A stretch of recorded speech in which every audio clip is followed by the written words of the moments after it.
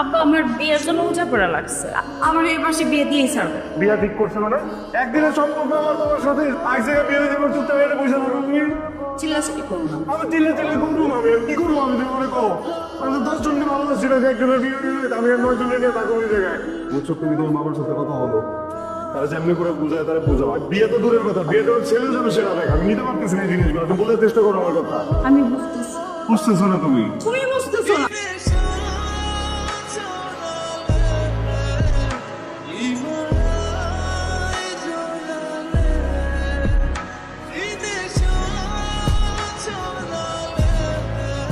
আমি তো